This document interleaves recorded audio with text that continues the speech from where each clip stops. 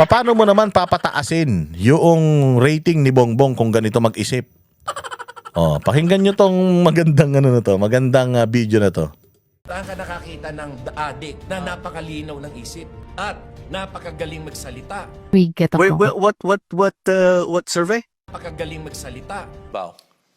I guess it's again all of the above. But what the approach? Napakagaling magsalita.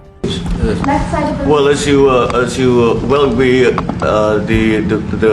as you say, we are chairing. Akala ko ba magaling mag-English to? Akala ko ba sosyal to? Akala ko ba ano to? Ang tawag doon yung magaling ano to? Magaling sa speech. Parang tatay niya, kaya magsalita ng 2 oras dire-diretso. Articulate. Akala ko ba articulate to? Puta, nakakahiya sa harap ng isa sa pinakamalakas na presidente sa buong mundo. Puta, nagtae. Ito dapat ang fino-focus mo, Claire Castro. Ito ang dapat na inaano mo. Bongbong, mag-ayos ka nga. Mag-aral ka nga para hindi ka nagmumukhang tanga kapag humaharap ka sa ibang tao. As you well, we as you say, we are chairing ASEAN for 2026. There is no need, in a sense, to balance, as you characterize it. Napakagaling magsalita. Directive. It's just we are looking into it because really the fact of the matter is there have been mentions of a tape.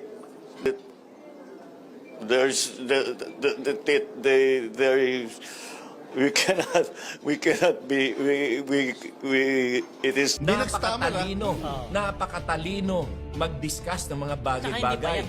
The Libreng Sakay, what we have done is we will continue the Libreng Sakay, but we are going to stop the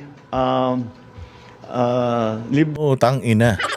Diba ang sakit sa ulo, ang sakit sa bangs.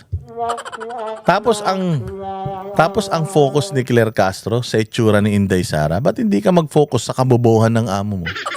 Hindi ka mag-focus doon sa utal-utal, ngiwi-ngiwi, at palutang-lutang na mga speeches niya.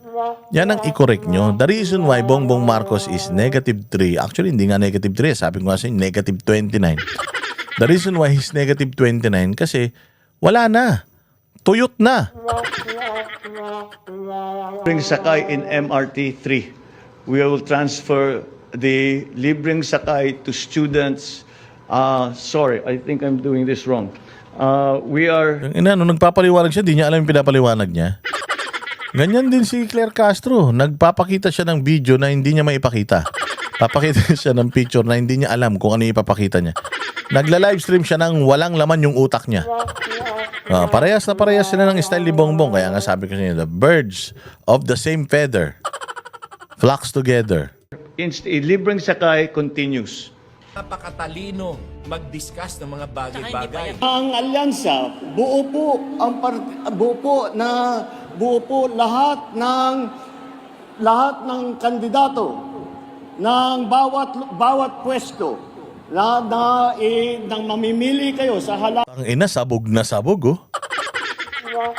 At yung buhok niya, puta, tumitirik na sa sobrang kakaisip niya kung ano sasabihin niya. Hayop talaga na yan. halalan na ito. Lahat po sila meron po tayong kandidato. Lahat sila meron tayong kandidato. Putang ina mo. Pucha, ganyan. Yan pinagtatanggol nyo. Yan yung... Yan ang BBM nyo. Putang ina, nakakadiri. Magtataka pa kayo bakit -3? Puta, yan na nga, kasimple-simple yan. Ako, nung nangangampanya ako, pucha, ang galing ko mag-speech. Normal na tao lang ako. Puta, ito presidente. Tangina, kakampanya mo lang yung mga kandidato mo. Hindi mo pa makumpleto yung gusto mong sabihin. Magamaga yung mukha, Si Kaloy Saga is Pati si Kaloy Saga, patay na yung tao Dinamoy mo pa, walang hiya going to go. Ay, sorry. Napakatalino magbigay ng guidance sa cabinet. Well, I think we're reasonably well prepared. The power is going to go out, whatever we do.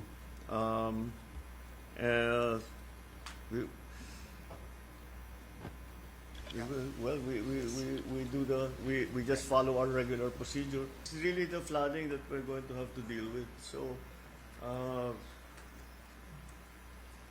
anong gagawin natin?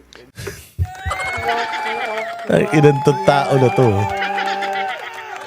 Nagtataka pa kayo bakit negative 3? Ucha, nagtataka kayo, gusto nyo solusyonan niya yung problema ng Pilipinas sa flood control. Gusto nyo yung poverty solusyonan niya. Paano niya masusolusyonan? Kita mo nga, oh. Ito nga lang bagyo, di niya alam kung paano susolusyonan yung aftermath, eh. Ito pa kayang flood control, ito pa kayang corruption, drug abuse, at kung saan-saan pa na mga problema ng bayang Pilipinas, iaasa mo rito sa tao na to na tuyot na yung utak. Lanjo talaga naman, oh. Wala, ganun talaga buhay, eh.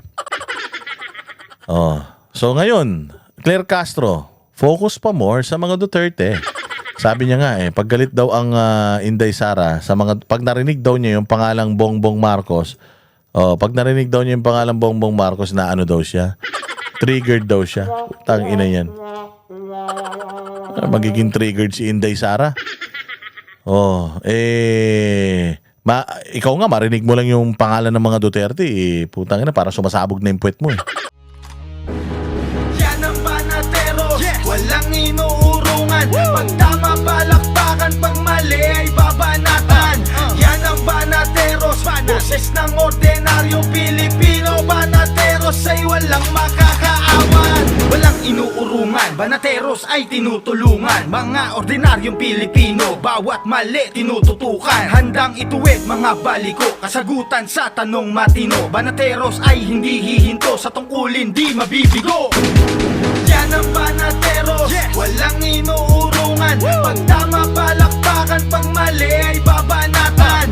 Yan ang banateros, boses ng ordinaryong Pilipino. Banateros ay walang makakaawan. Yan ang banateros, walang inuurungan. Pag tama palakpakan, pag mali ay babanatan.